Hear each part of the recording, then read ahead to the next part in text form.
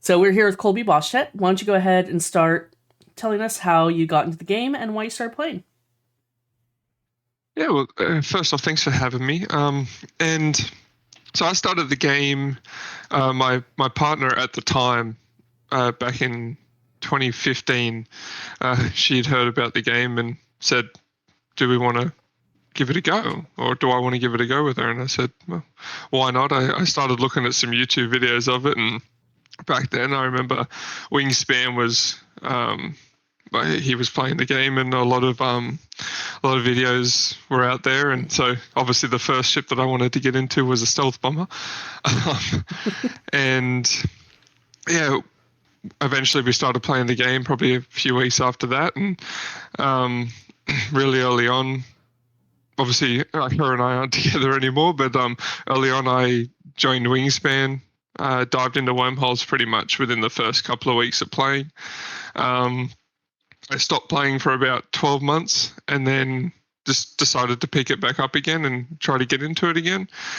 And then I guess I haven't really put it down for too long, for about the last 7 years or so. Oh, wow. But yeah, I was in Wormhole, not in Wormholes, I was in Nullsec for a while. Um, and then I decided to go back into Wormholes. Uh, with a corporation that no longer around, and then I created my own corporation, which I've been running for just over 6 years now. So yeah, that's pretty much sort of my layout. No wormholes, nullsec, and then back to wormholes again, essentially. All right, so you're running for CSM19 this year. What are a couple of your campaign points? Yeah, so at the moment, like I've been talking to a couple of wormhole groups and that sort of stuff. So I guess in terms of my campaign points, it's about hearing the other people's advice points and things that they want to modernize and change and upgrade in wormholes, essentially. So one of the main things that I would love to look into, because obviously, this is CCP's game, they do their own thing and so on. But one of the biggest things that I would like to do would be looking into modernizing wormhole space. Because if you look at wormhole space, for example, it hasn't been touched dramatically apart from those few mass changes and escalation stuff and that happened over the last like couple of years, but it really hasn't been dramatically changed in over 10 years. And if you look at the state of wormhole space right now, it's rather stagnant in terms of, we know who the top dogs are, and then everyone else has kind of got their place underneath, and that's essentially how it's been for, you know, probably 15 years, I think, something like that. So I'd like to look into some possibilities of modernizing wormhole space. I have a couple of ideas that have come from other people and a couple that I've put in myself as well. Um, Things for example of like, I think a lot of people know, C6 space is owned by a small handful of groups. Possibly a way to make C6 space a little bit more valuable in the way of groups wanting to get into those spaces, not just for IS generation, because essentially C6 space is just IS generation right now. That's essentially its pure sole purpose. Um, one thing that one possibility that I was thinking of, for example, is adding, for example, a nullsec static to C6 space. Um, which would do a couple of things in terms of making it a bit more lucrative for PvP corporations, which is a lot of what wormhole space is to get into. Making it, and with the dual statics, making it harder to essentially lock down, defend, and maintain it. Because these groups at the moment, they're very good at holding on to these holes and fighting for them, which is extremely admirable. They're very good at what they do. But the overall thing the overarching thing, I suppose, that I would like to be there for and to be able to provide is just being that voice for the people, not just of wormhole space, of EVE Online in general. I'm a big believer that if I don't know something, I'll figure it out, or I'll go and talk to somebody who does, and I'll get back to you, so to speak. So I'd like to just be there, so then when CCP makes changes, I can provide information, particularly from a wormhole perspective, on how that can affect the players and the player base in wormholes and that, and then providing them with that information so then they can make the educated decisions on how they want to go forward. Because essentially, obviously, they'll go forward how they want to go forward, but hopefully with the education and that of the player base, which is the CSM, providing information from the player base back to them. So, in my experience, wormhole players tend to be fairly secretive, and they kind of want to be out of sight, out of mind. How do you think that they're going to react to having another wormhole candidate become CSM? Do you think that they're going to be like, oh gosh, here comes more nerfs because CCP can actually talk to someone, or do you feel that they just kind of want to be left alone? This was a good this is a very good point that when I was having a chat with one of the other CEOs just the other day, we were talking about this, and we were talking about, for example, how to word it in a way, and one of those things was, don't call it change, you know what I mean? Call it like modernization, and choose your wording. And I think that this is a really good point because change is a very scary word, right? But you're right. A lot of the wormholers, particularly, you have to look at these higher groups. Why would they want things to change?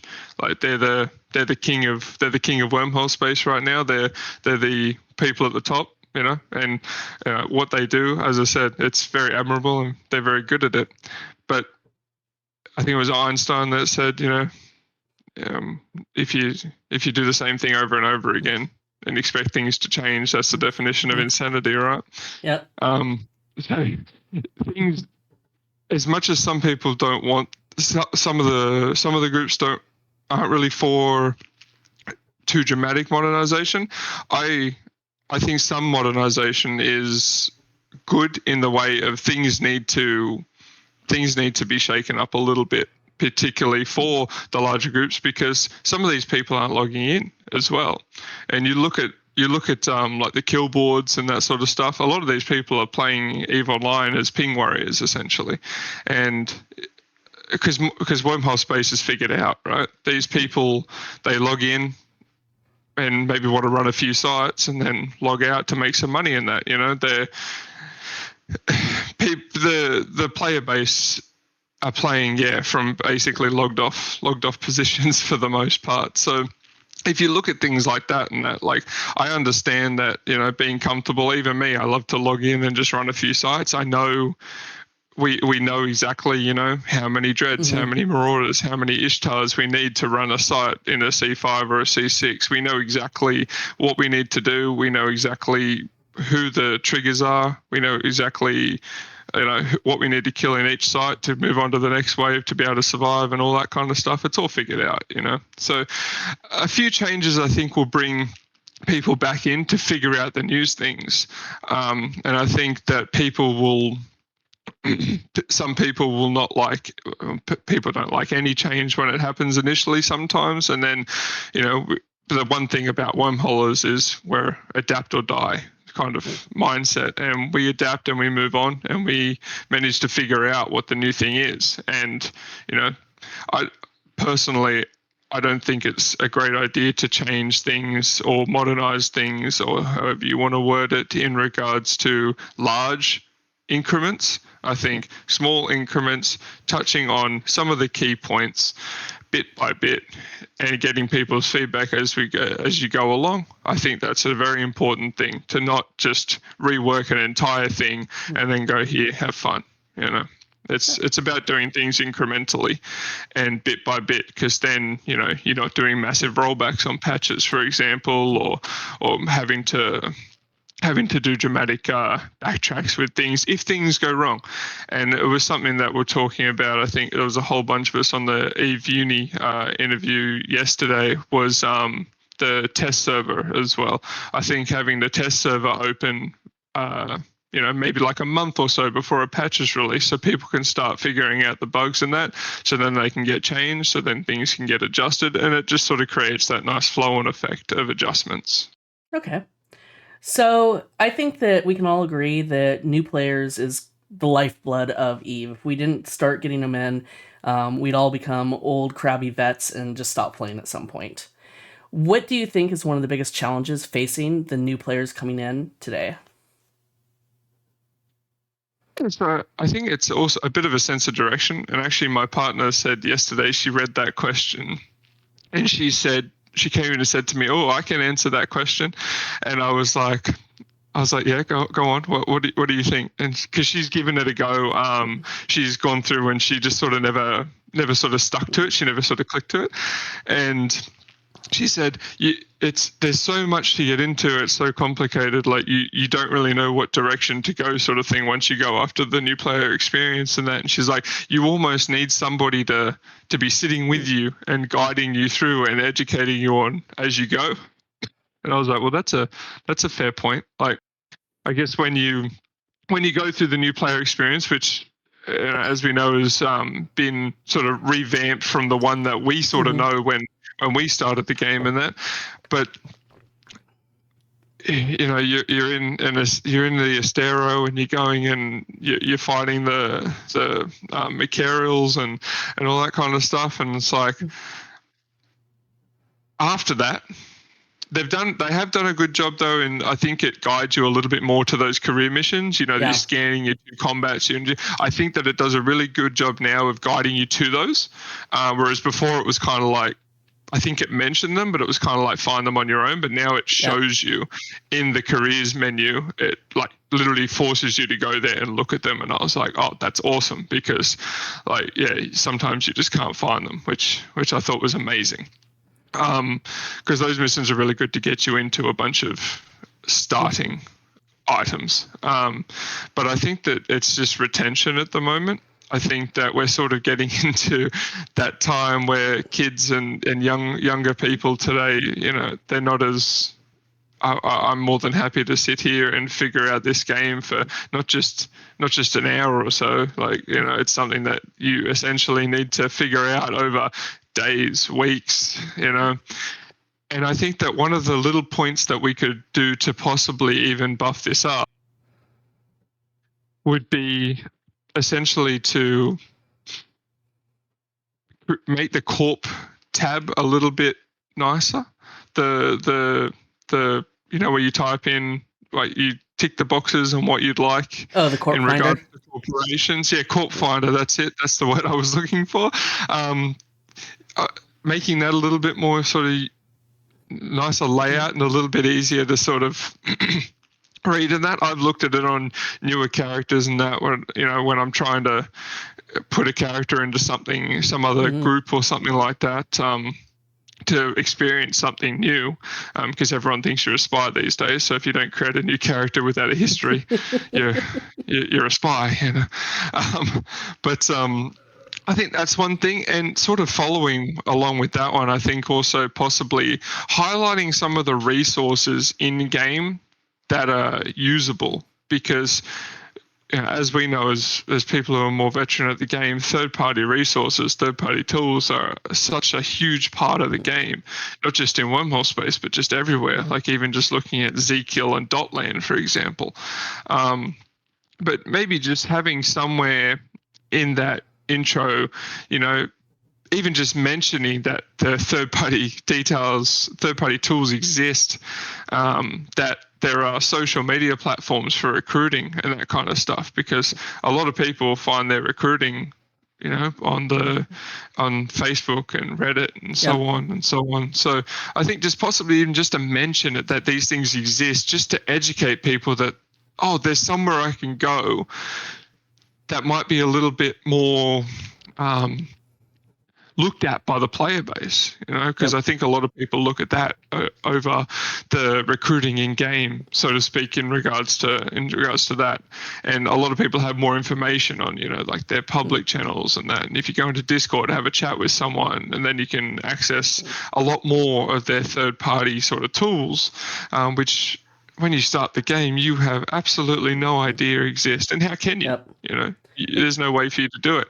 You have to find people, and if we can allow people to find people easier, more efficiently, and not get also sucked into some of these, corps that are made to just get money from taxes from new people and all that kind of stuff. They're not really there to help you, and that, get them into the right groups and that who are willing to help them out.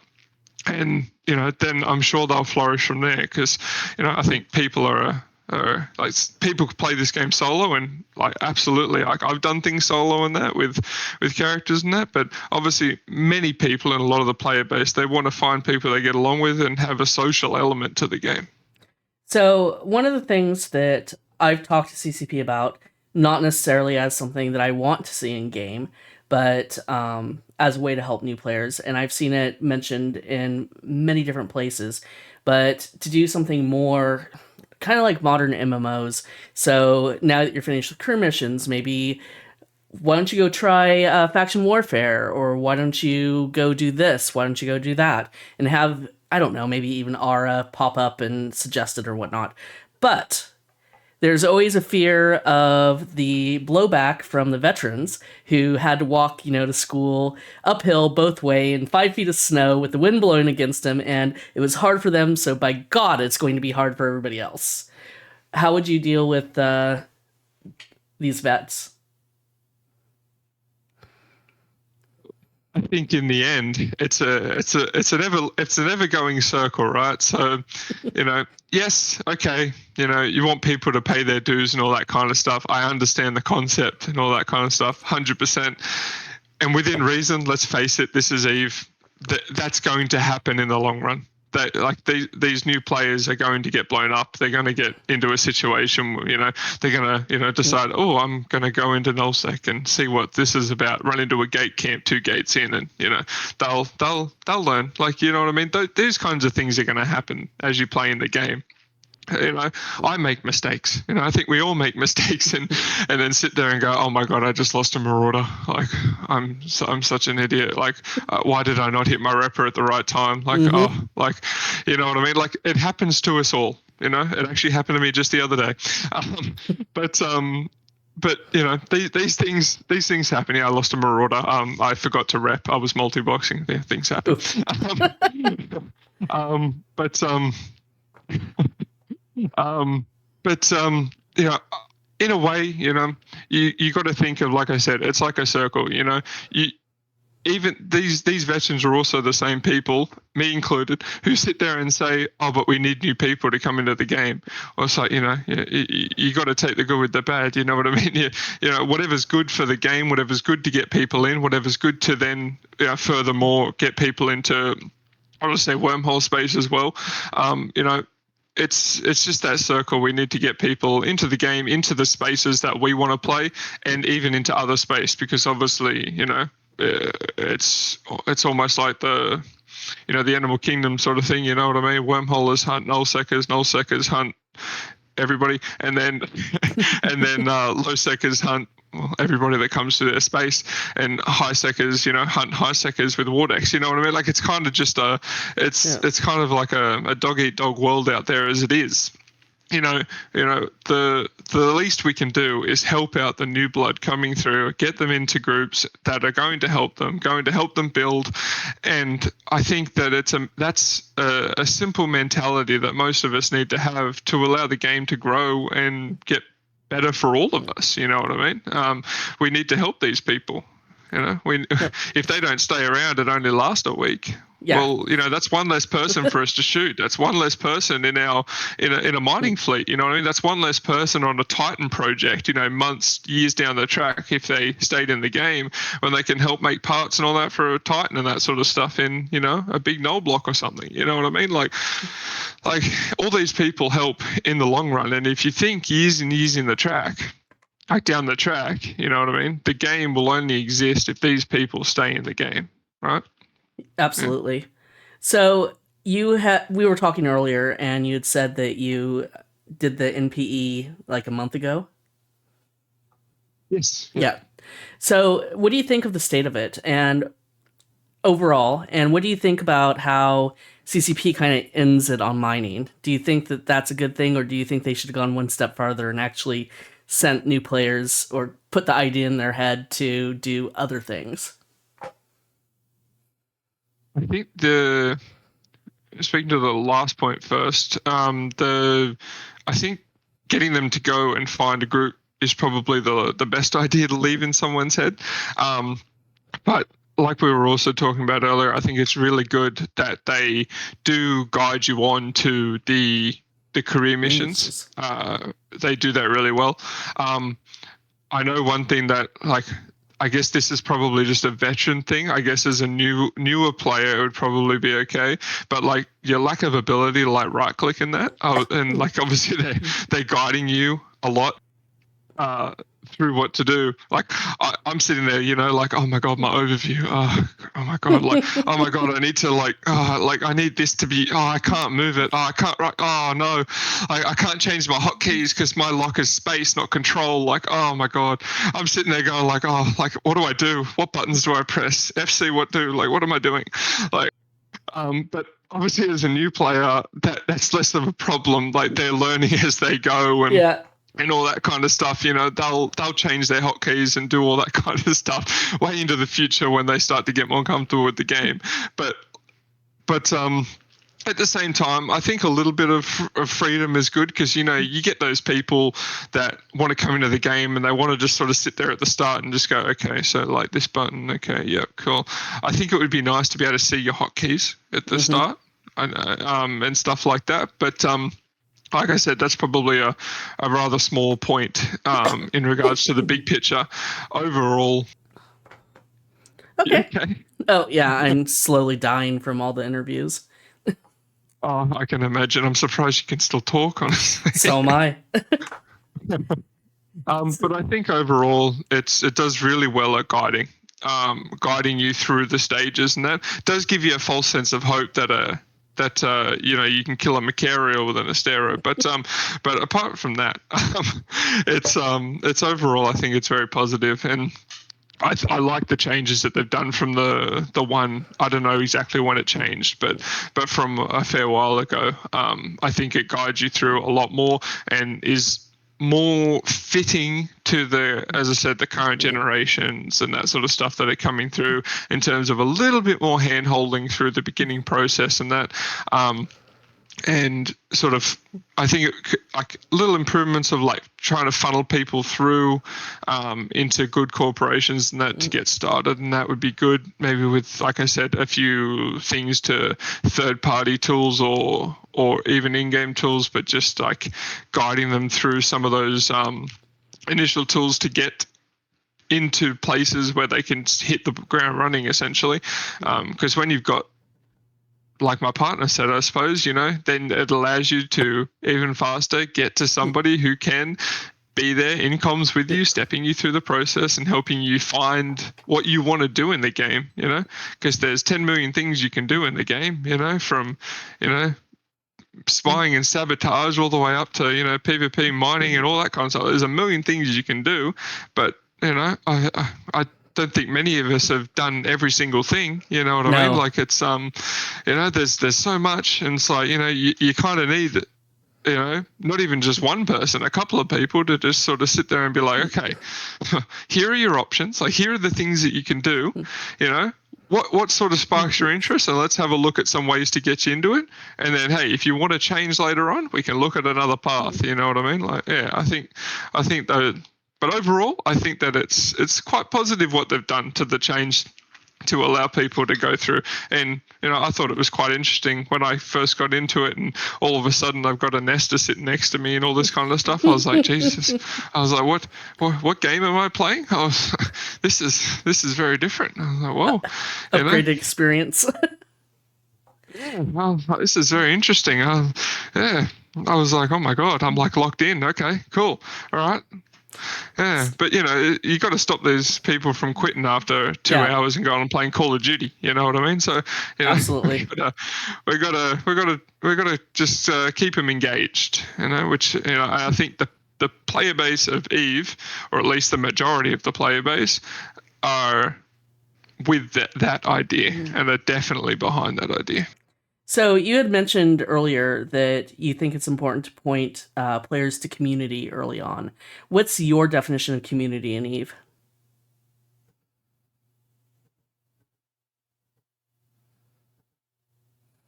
community is the people, essentially. The people of Eve. It's community is going and finding. A community can be as big or small as you want to make it. Every corporation, even if it's two friends that go to school together, is a community, essentially. But community is going and finding, as we mentioned a little bit before, the people who are willing to help you get into the game, willing to log in with you, willing to, I guess one experience that I said, after a little break that I had, come back to the game when I come back, for example, and return to the corporation and start prepping again, like that's community, and I think particularly like the people who are heads of corporations, coalitions, alliances, and that sort of stuff, it's their job to create a good community, to bring people in. Obviously, some corporations focus on new people, some people want more veteran players, and all along the spectrum. But I think overall, community is what drives not just this game, but any game. And you want a community that's you can't be perfect. I understand that, but a healthy community that is driving the game that we all love forward. And like I said, this is obviously we're talking about Eve right now, but this is any game, right? It's about driving the community forward, and it's about building the community so then you're essentially future-proofing the game that you love with a nice positive community that is willing to help people out, which a lot of EVE Online is exactly like that, even though most of us think that everyone's a spy for like the first week that they join a corporation. But community is essentially about building and future-proofing any game that we love to allow it to last for as long as possible, so then we can play it for as long as possible, essentially. So you've been around for a while. Have you found that the toxicity in the game from when you started to now has lessened up? And before you really get into it, let me just say that toxicity isn't the PvP, it's not the ganking, it's not, melting the face off of Nubro on day one, especially the ones you find in your wormhole. It's basically the racism and the sexism and ableism, all the stuff that we don't want to bring from the real world into the game. So do you think that it's better today? Yeah, I don't think you want that stuff in a game or in the real world. If we could get rid of it from the real world, that'd be great too. But I think that no matter, like, obviously it doesn't have a place anywhere really. Like, it's just, it's not that hard to be nice to people. If it's not that hard to smile and walk away if you don't like somebody. You don't have to sit there and insult and go that far. You know what I mean? I don't think there's really any need for it, and that's real life as well. Like, I think that this is a topic that just sort of goes over life in general. But in terms of Eve, like, you come across people, and I think you do in every walk of life. There's always going to be some people, but I don't think it's a dramatically common thing, at least in my experience. I've come across a few people that, like, they get a bit salty and local and they say things. Obviously, the heat of the moment and that kind of stuff. I've come across people, but overall, these people are. It's a very small, minute part of the community, in my experience. Anyway, I can't obviously talk from the experience of others, but in my experience, it's a very small part of the community. I think that there's definitely some changes in terms of mentality and that we could have in game that aren't exactly like what you were saying in terms of like racism, sexism, and all those kinds of topics. I think some things like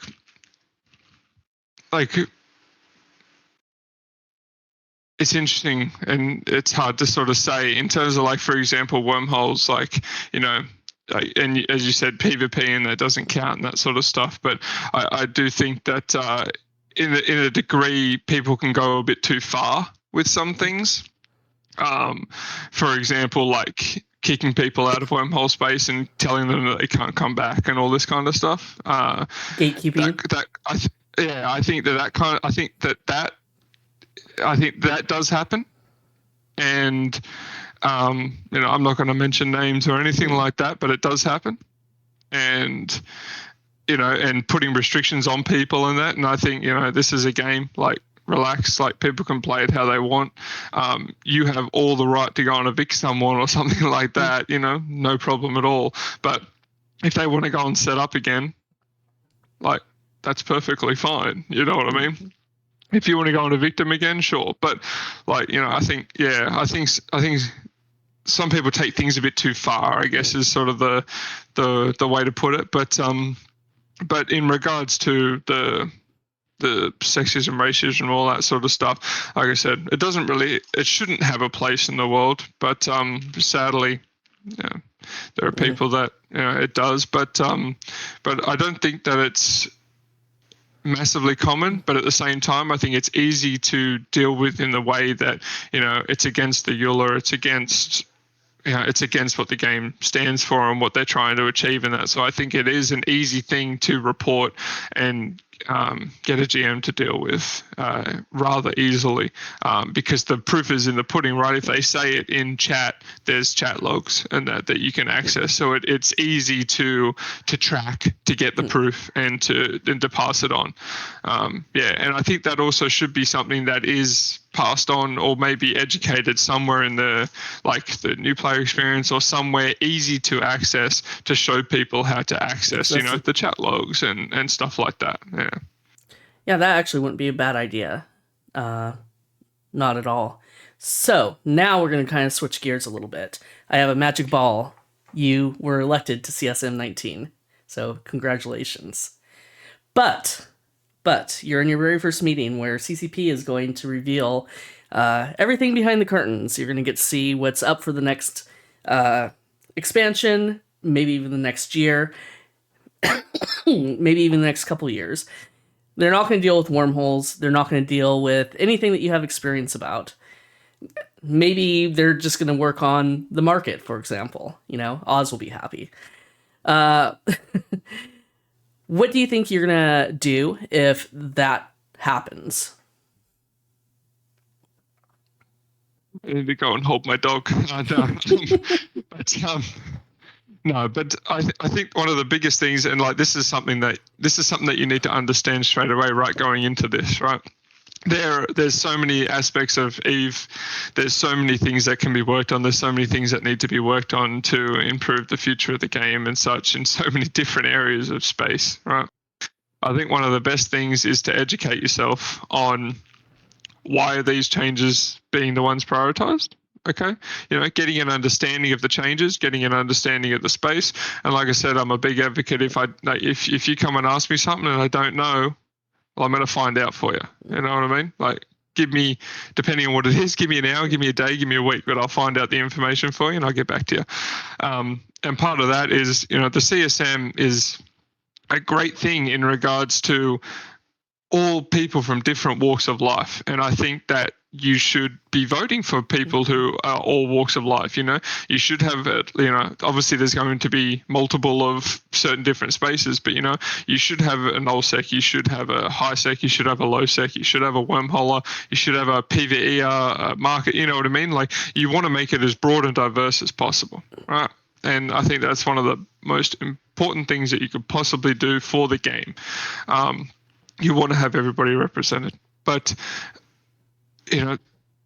these things are just something that you have to look at, you have to educate yourself on the process, you have to engage in all the different areas of space, no matter where you are in space, and you have to look at the game as a whole. It's not just about tunneling on, I'm a null secker, I'm a wormholer, I'm a low secker, they didn't touch my area of space, but we need X, Y, Z. Like, hey, what's going on? Like, you need to be like, okay, cool. In the big picture, where do these things fit in? Okay, cool. They're tackling this, this, and this. Okay, cool. What I can do as a wormhole representative, for example, is I can go, from a wormholer's perspective, I can say, cool, these XYZ things that you've adjusted in that, cool, this is how it'll affect wormhole space. This is the kind of thing, this is how we will sort of see this as a perspective. Cool. There's the information, there's the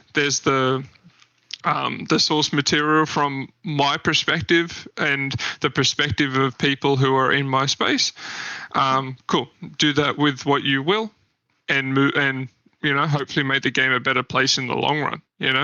Because like we touched on earlier, and I've watched some of your other interviews, and I think a lot of people said the same thing. It's not our game. We're just there to advise on the changes and the points that are presented in front of us, and we just go, cool, here's the information from our perspective of space, our area. Cool, do with that what you will.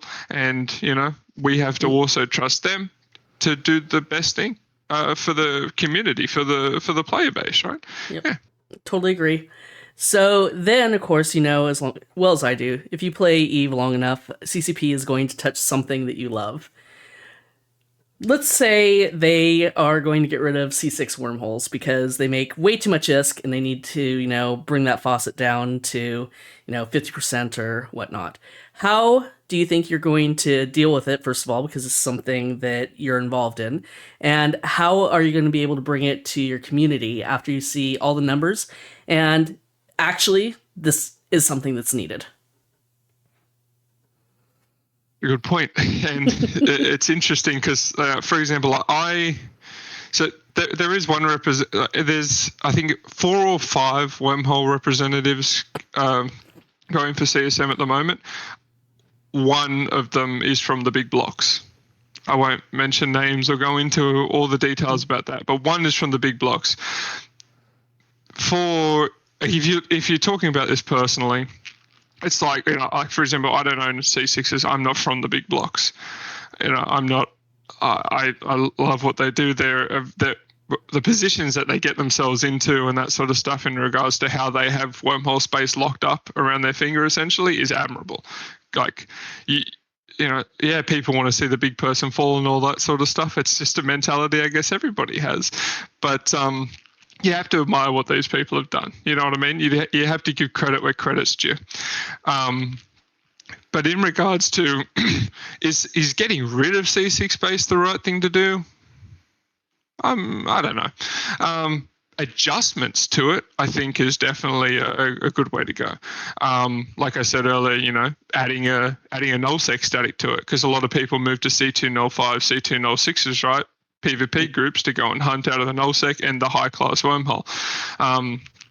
If you added a nullsec static to C6 space, it would not only make it more appealing to wormhole groups, making it so more were being hit and taken at once, but it would also make it so it would be harder for these holes to be locked down, because obviously you have 2 statics, right? It means that there's 2 ways people can get in as opposed to 1. So you need an extra ult to door stop that other wormhole and all this kind of stuff. For anyone that doesn't know, door stopping is when you have a rolling big battleship or something, or a rolling ship through the hole, sitting there waiting, and if somebody tries to come in, you just close the wormhole, locking them out essentially, or locking them in, depending on how you want to go about it. But yeah, like it's about making these micro adjustments, I think, first of all. But as you said, these things do need to be looked at and do need to be just adjusted bit by bit, incrementally. It's not about, I'm not about just coming in and being like, I want to shake up the top dog's worst way of life, and you know what I mean? Because that's not going to benefit anybody. You know what I mean? Like I want the 2-man group in wormhole space. That's 2 mates that go to school together. I want them to enjoy playing in wormhole space, and I want the top groups that currently essentially run wormhole space. I want them to enjoy wormhole space. I want the entire spectrum. I want things to be shaken up a little bit, to then people can compete. And I want the people at the top to actually start logging in again, and start playing the game again, as opposed to as opposed to essentially playing from a ping warrior perspective, and not logging in all that much, and just sort of logging in when there's an eviction to do or something like that, or some big content, because a lot of these guys are just logging in, farming on their C6 and that, and that's it, and then log out and like, cool, I've made I've made a whole bunch of money. You know what I mean? It's I want the full spectrum of things to enjoy the game, and I want these bigger groups, like I said, to log in again. You know what I mean? Be active. Like, there's a large player base that are just not really logging in, and we saw it with one of the big groups. They sort of went off the spectrum for a little while. I don't know how much you know about wormholes and like sort of a lot of these groups, but one of them just essentially stopped playing.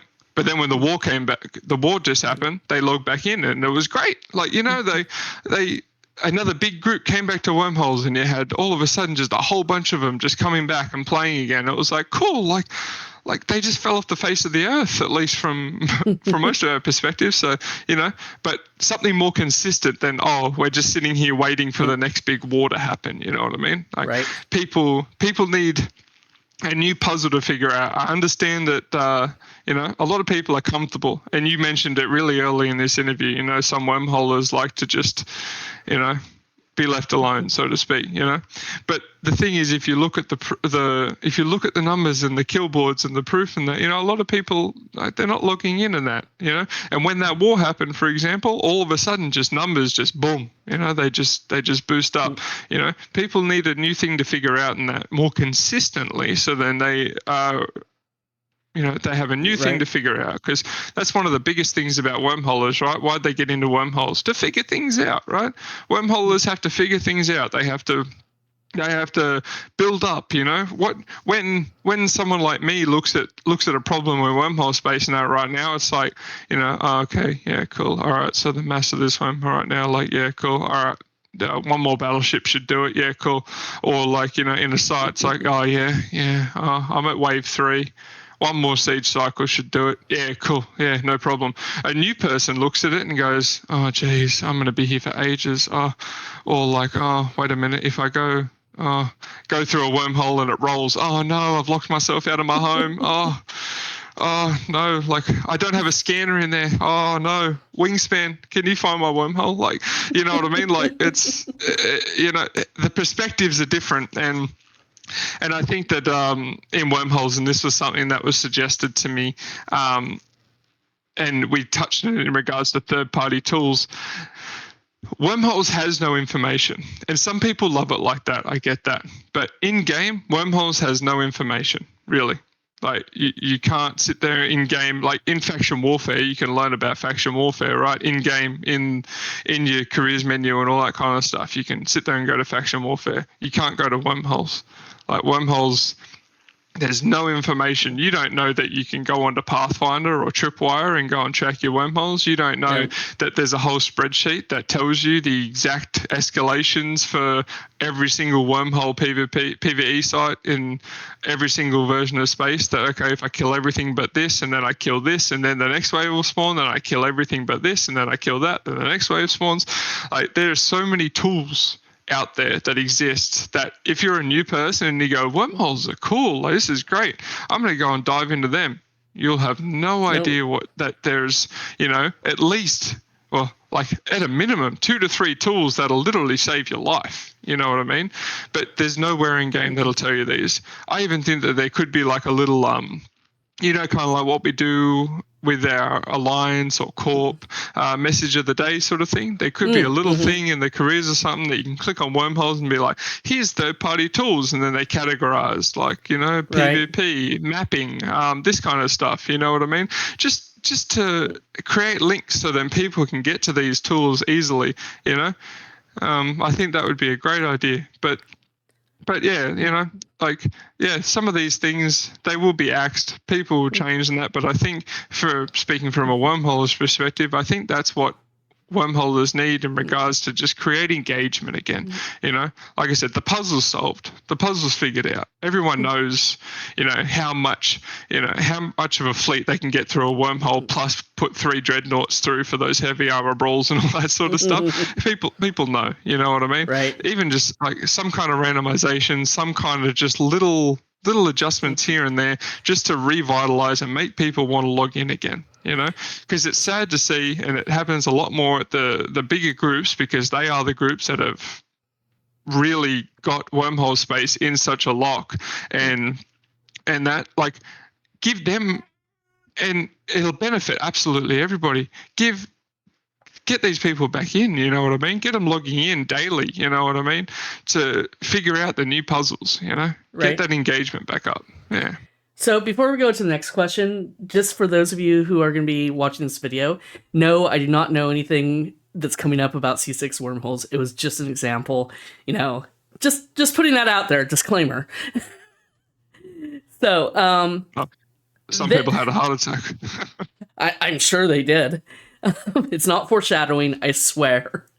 If it happens to come up after this, coincidence. Kind of like I think Mark Resurrectus had one of those. Suspicious.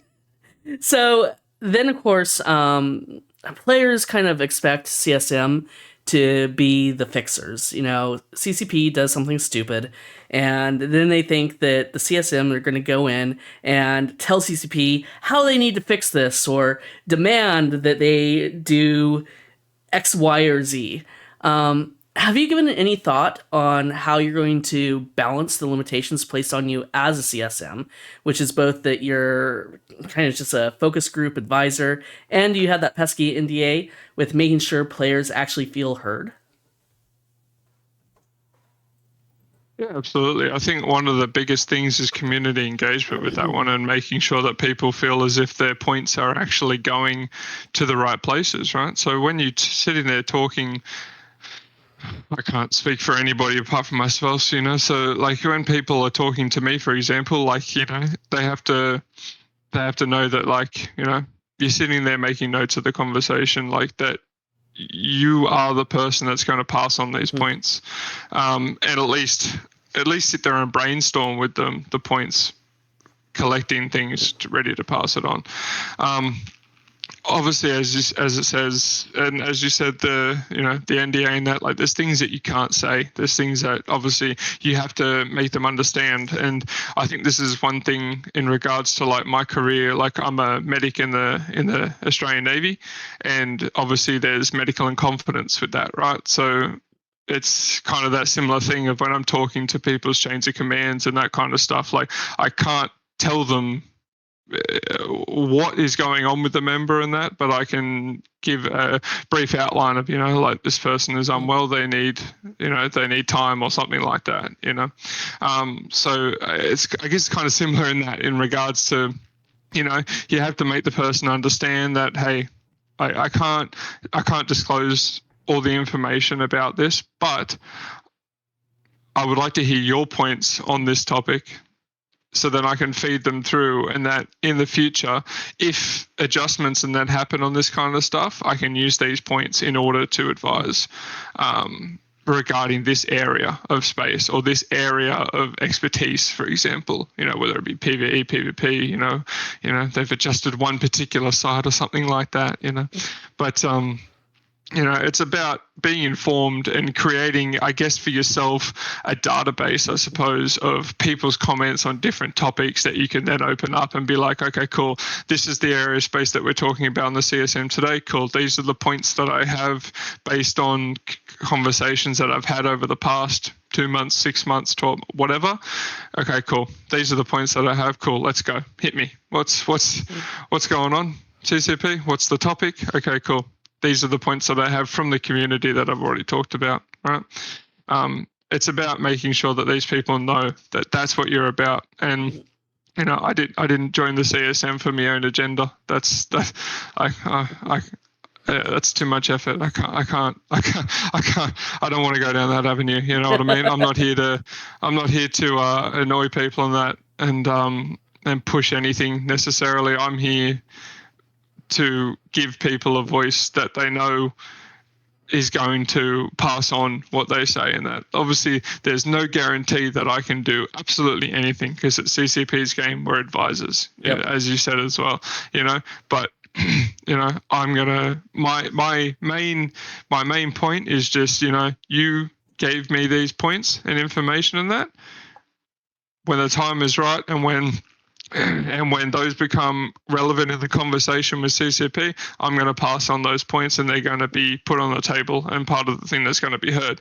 And I think that that's one of the best things that you can do, like in going for this type of position. I think that's one of the best things that you can strive to be, as a person in that position. So then I have a couple questions from my community, and the first one is about multi-boxing. Half my community multi-boxes. They do home fronts, mining, and other various activities. The other half thinks that we should all go down to one account. What's your stance on this?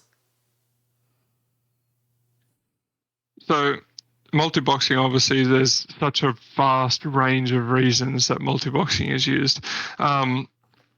Multi-boxing, and I know one of the sort of topics that you have touched on that, like multi-boxing in these like home front sites and like different various PvE sites and that sort of stuff. And, it's like if you don't beat the multi-boxer there with your group of 5 friends sort of thing, like it's like, they've taken it from me, and that's one person as opposed to like 5. You know what I mean?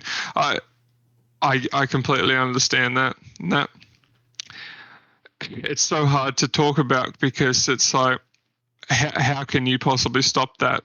Or how can you beat that person to the site, for example, and that. Obviously, multi-boxing in wormhole space and that sort of stuff, it's sort of a bit of a different thing. People multi-box, triple dreads or multiple marauders and that sort of stuff in a C5, C6 site and all that kind of stuff. But most of the time, it's a farm hole that's purely for farming, and it's only got 1 to 2 people in it, you know what I mean? So that's sort of one end of the spectrum. So like they're not really taking away from, the group of people, so to speak. And then PvP, multi-boxing happens all the time. People are multi-boxing multiple PvP ships in a fleet and all that kind of stuff. In terms of multi-boxing as a whole, I don't necessarily have anything against it. Like I multi-box at least 7 accounts for the most part, in PvP and that sort of stuff in general. But I do think that there a way to make it so that there's content for those people that want to multi-box and content for people that want to do it as a group. How do you differentiate that? That's a very good question. It's a hard one. I don't know how you differentiate that, but it's something that could be looked into and discussed.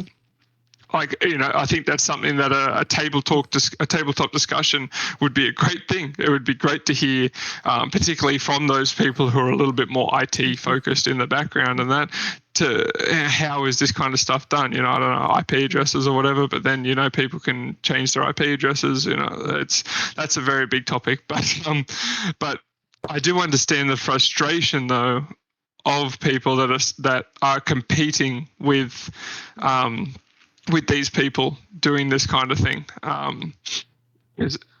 You see it as well in nullsec and that, people with the Stormbringers and that. That's one person, you know what I mean? Like, and they're sitting there with like 5, 6 Stormbringers and a destroyer and that sort of stuff. And that, very impressive to see. I actually looked up how to do it like about a month ago or something. I was like, I keep seeing these Stormbringers, but I don't actually know how they do it. I was like, do they just sit there and blast? No, there's actually a destroyer that they use. And I was like, oh, that's actually very creative. I'm like, that's an awesome piece of the puzzle that was figured out. Obviously when Stormbringers came out, I was like, that's actually really cool. Really, really cool. In terms of multi-boxing, like it's not necessarily something that you're going to be able to get rid of, because obviously it provides money to CCP.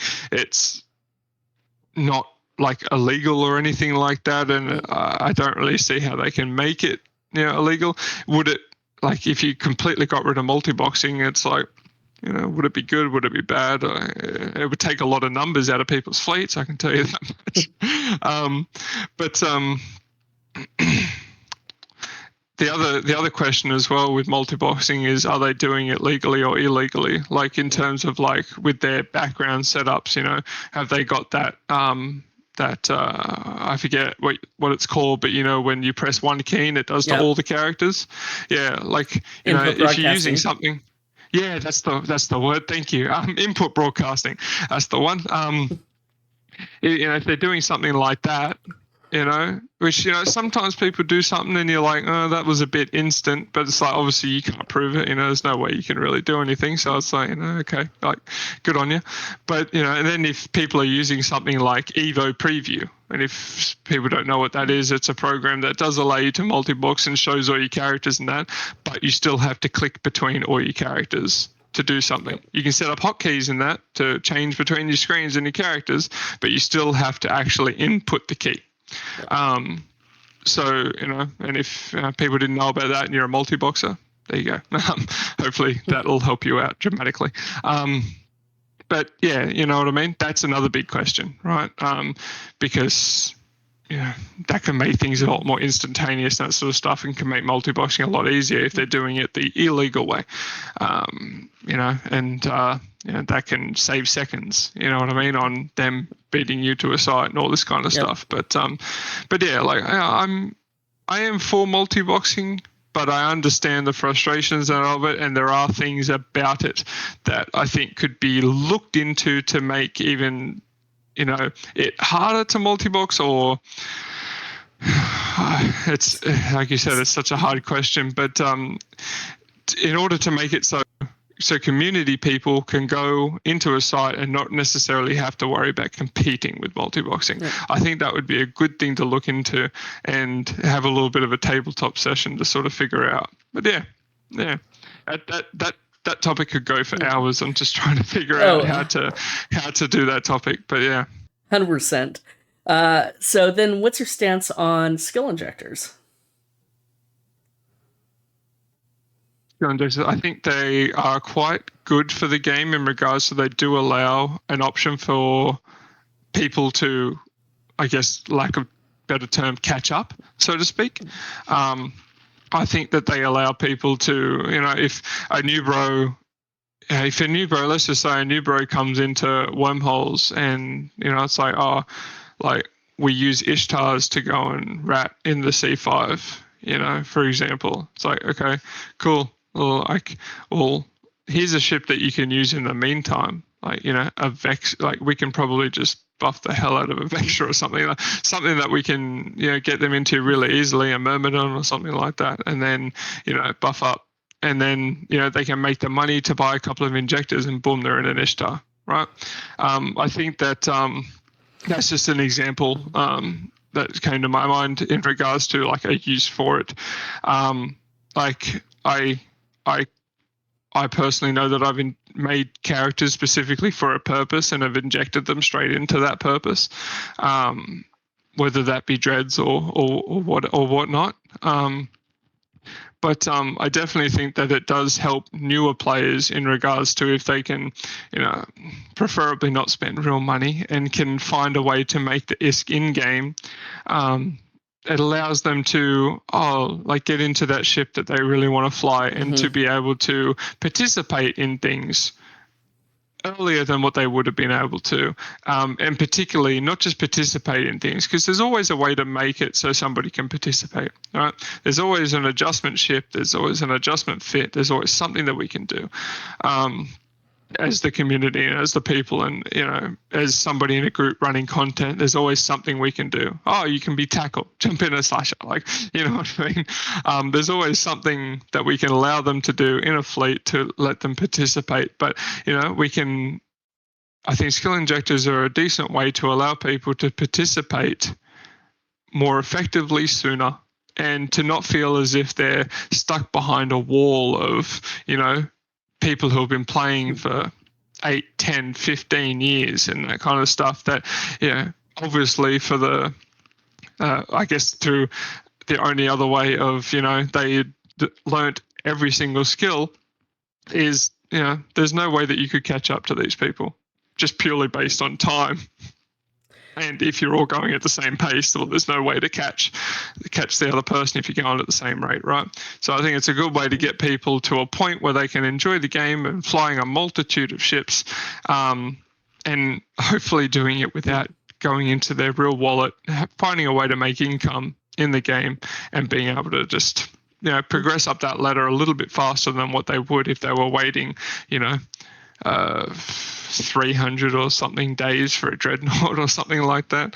I think it's a positive thing overall. Okay. Allowing people to get involved into the game how they want to and at the rate that they want to as well.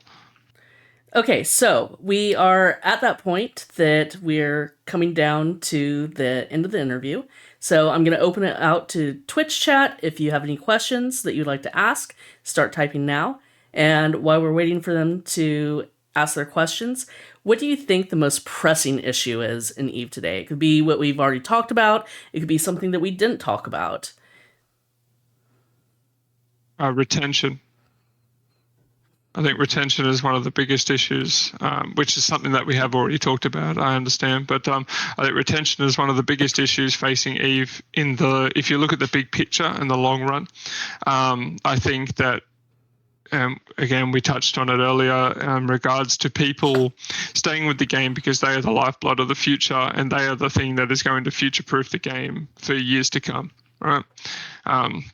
So I think that you need to find a way to keep these people engaged, and obviously looking at the current generations and that, and trying to these days, I suppose, you hold their hand at the beginning like that a little bit more just to get them through the door, and you have to be able to teach them the basics of the game. Otherwise, they're going to go back to Call of Duty, right? But you need to be able to teach them the basics of the game and be able to, because there's so much in EVE that you could, I guess, call quotation basics, even down to fitting the ship, right? You sit there and you can look at a ship, teach people like, okay, these are the bonuses of the ship. This is how you access the information of a ship. Okay, looking at these bonuses and that, how do you think that this, what do you think a fitting that would be suited for this ship would look like, Otherwise, you've got mining lasers on a Rourke or something like that, a Roke, which I think was back in the olden days what we used to do, right? Put it on a battleship because it had more cargo hold. Yep. But I think that there's so much in the game that needs to be, I guess, spoon-fed to people at the start, just to allow them to have the basic understanding to operate in the game. Because once you can operate, right, you can sort of make your own way and be able to move through. But when you're sort of sitting there in the station spinning your ship going, okay, I finished the new player experience, I finished the career missions and that, okay, where do I go now? And again, we touched on it in regards to the Corp Finder, and giving access to third-party tools, or the Facebook and Twitter, the Facebook and Reddit groups and that for recruiting and that, to help people get connected with their people to be able to start enjoying the game with a community that's going to help them build into the game. But yeah, I think that people just need that little bit more hand-holding to get into the game, to be able to start, to be able to progress, to that guidance to learn, okay, what do you want to do in this game? Okay, cool. Here's how we're going to get you there. Here's how we're going to start. Whether that be PvP, and it's like, okay, cool. Here's a fitting that costs, under 100 mil, like nice and cheap. Here's a fitting. Either I'm going to give you 5 of them, or, you know what I mean? And then, I want you to go out and just go lose them. You know what I mean? Or in PvE, cool. Like, here's a mining barge. Come out mining with me, and I'll show you how the reprocessing and all that kind of stuff works. Cool. Is this relaxing? Like, do you think you could do this long term and that sort of stuff? And then we'll move into industry and that. Like, somebody to help them, guide them down a path step by step, and be able to enjoy what they do. Because the biggest thing is, if you don't enjoy what you do, well, you're going to stop playing, right? Absolutely. You got to enjoy what you do. That's the be all and end all. That's the same thing with your career at work. If you don't, what's the saying? If you enjoy what you do, you'll never work a day in your life, right? Like you got to enjoy what you do. So I do have 2 questions from Twitch chat so far. First question, and I think he missed the part about the multi-boxes, is Colby Bosh'tet your only toon? No. So I've got 7 accounts with 3 characters on each one, and then I have another couple of accounts that sort of float in and out of Alpha and Omega and that sort of stuff. But yeah, I have at least seven accounts Omega that have 3 questions. That have 3 characters on each one. One of them is sitting undocked in a super somewhere. There's multiple dreadnoughts in C5 space and that sort of stuff. I've got my mainline characters, which are like my main line that live in our home hole that PvP and like can essentially use every single Doctrine ship and pretty much most subcap ships in the game and that at least and then I have ratting characters, scanning characters and that. I've got at the very least 21 characters Omega, because that's 3 characters and 7 accounts. So Colby Bosh'tet's just my main character, and he's the first character that I created. He's the very first character I created, and he's still going strong. At the moment, I think he can use every single ship in the game except for Titans, which the only skill he hasn't got is the Titan skill book. Specifically, he can use Titans once he can, but then I have another character that was a Titan character when she was in nullsec and that for fun. So, she was injected into Titan. So, that's the use of skill injectors for you. She was injected into a Titan within 2 days or something like that, So then the second question I have is, given the opportunity between PvE or PvP, which would you do and why? So personally, I'm more of a PvP player. I basically play the game to PvP. I love doing blops. I love blops fleets and that. However, at the same time, one of the things that I would love to look at in regards to wormholes in particular is making Athanors, for example, worth putting up again. Because when they nerfed a lot of the ore and that sort of stuff in wormholes and that, you don't really see an Athanor on a moon anymore because it's just not worth doing. So I would actually love to look into that and make mining and that sort of stuff a little bit more. Not just looking at the random sites that come into your wormhole, but actually being able to put Athanors up and actually being able to do some proper production in wormholes again. That would be nice. But myself personally, my actual gameplay is particularly PvP focused. That's, like I said, I started by watching Wingspan videos and I wanted to get into a stealth bomber and blow people up. So pretty much from the very get-go of me starting the game, it's been PvP. You mean that you want to deliver torpedoes, right? Yeah, absolutely. And I used to, CTAC J in Insmother. Mm-hmm. In nullsec, I used to sit there. So with my second character in a saber, when I eventually made my second account in that, she was in a saber, and I used to sit in the carrier with fighters orbiting the gate, and the carrier sitting 1,000 kilometers off the gate aligned, and I used to just sit there and blap and gate camp just by myself with a saber and a carrier, and that was back before carriers got nerfed and that sort of stuff, and they were able to track really well and everything like that. But I used to just sit there and just for hours and just gate camp there, and I thought it was so much fun. but it's been PvP all the way through, and I enjoy I just enjoy getting on there with some of the guys and just going out and just doing blops and that kind of stuff. We were doing blops just yesterday, just last night. It was good fun. I just think it's just a nice, enjoyable way. You get that PvP jitters sometimes, particularly for a big fight and that, or is this Ishtar bait? Or is this Gnosis sitting on a gate at 0, completely seemingly AFK? Is it bait? And we sit there and we're sitting there on comms it's probably bait, but screw it. Like, let's just drop our Blops battleships on it anyway, and just align out straight away. Next minute we're both dead. Well, let's go get a new one. Like, rip. We knew it was bait, but where's the fun in just going past it? So yeah, it's all about just having fun. Trying to enjoy what you do. So my very last question for you before we wrap up for the night is, what other candidates would you like to see elected alongside you? Yeah, I was having a look through some of the other people's campaigns, and that I think it's Mike. He does the Magic School Bus.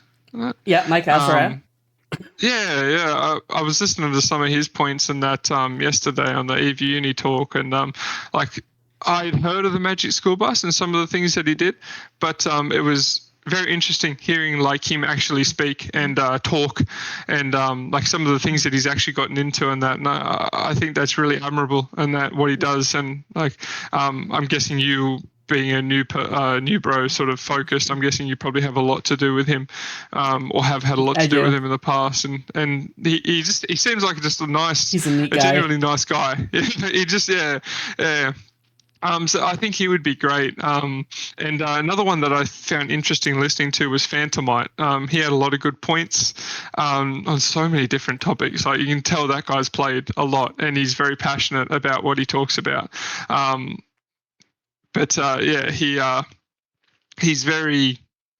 He can sit there and just talk about so many different topics for hours. Yeah, I reckon, and it was great it was so great to see. I was just like, as soon as I could see when a question was asked or something, you could just sort of see him perk up because he had his camera on, and I was like, oh, here we go, everybody be quiet. I thought that was very interesting. And then another two, Luke. I'm going to butcher this last name, Luke Aninen. Mm-hmm. Yeah, Luke Aninen. He looks like he's really opting for smaller groups. And I think that having smaller groups be heard, and that's one of the things why I chose to run for CSM, and that is to represent all of wormhole space. I don't want to push an agenda for big groups. I want to help big groups, and I want to help small groups in that, but I don't want to push an agenda. And like I said, the big groups, they've won wormhole space, but change is good for the big picture. But another thing that Luke's talking about is more dynamic PvE and changes to PvE, and I think that would be good to spice things up in wormholes, because, as I said earlier, things are stagnant. It's figured out, the puzzle's solved, So I think that I don't know exactly what PvE he's specifically talking about, but I think PvE in general could use a spice up, because nullsec sites are pretty much the same for a long time as well. People sit there and AFK in their Ishtar. You land, you slow boat to it, and you're like, this guy hasn't moved. Is he bait or is he just AFK? It's a 50-50 chance. You're about to get 10 things dropped on you, or he is AFK. And then another one, and I used to verse this guy in Proving Grounds and that sort of stuff, in the Abyssal Proving Grounds and that, Gustav Manfred. I love it. Just 1 point would make me vote for him. Bring back the Proving Grounds. I loved the Proving Grounds. I loved it when you had to go through the entire site and then go into it at the end for a 1v1. And I loved it even when they had categories, you know what I mean? This month or this week is T1 battle cruisers or something like that, you know what I mean? 2-on-2s or whatever. I loved it when it was that too. It was just the ability to have PvP where I'm not going to go in and get 10 supers dropped on me in nullsec was great. It was nice. I love it when particularly in wormholes, it happens a lot. I'm just like, hey, do you want a 1v1? And then they're like, oh, I don't know if you're going to honor the 1v1. It's like, no, please, just 1v1. I just want to have a nice 1v1 where nobody drops on people. It's really nice to do. So I think the Proving Grounds was a nice controlled way to do that. And I know Gustav was one of the top things. I remember versing with an Ikatursa, and we were one-on-one Ickies in that, and it's like, both of us are basically fit the same with our burst jammer and all that kind of stuff. And I was like, oh my god, who's going to get the wrecking shot? Who's going to get the ECM and that? It was just such a great way. And I know he's a huge advocate for that kind of PvP and bringing those kinds of things back. So I was really happy to see his name on the list as well. And I know that he has a lot of good points for PvP and PvE, because he also loves running PvE abyssals. So he's also really good for and knowledgeable about abyssal space, just in general, PvE and PvP. So yeah, those are some of the people that I was just like, some of them were just like, I was really taken aback by, and just like, oh, I just love how passionate you are. I was sitting there listening to you. And then like people like, Gustav and Luke and that, I was like, I really love like some of your specific points that you want to focus on. And some of those even match with some of the points that I would love to look into as well. So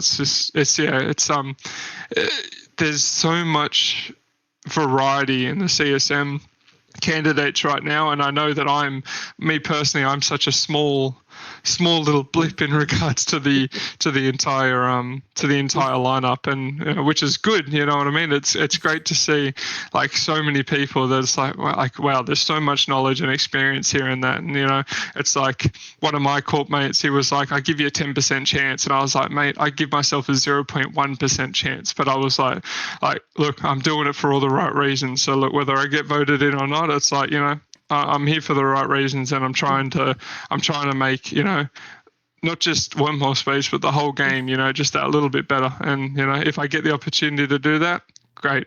If I don't, hey, look, the CSM20, you know what I mean? Like it's a stepping stone process, you know what I mean? Yep. But you got to be in it to win it, so to speak. And I thought, why not put my name in the ring this year, And it's been a ride. I've been figuring it out so far. Like my forum post was like, a couple of days late in that. And I remember somebody did a post like, oh, these people haven't done forum posts. What are they doing? I'm like, I'm working on it, please.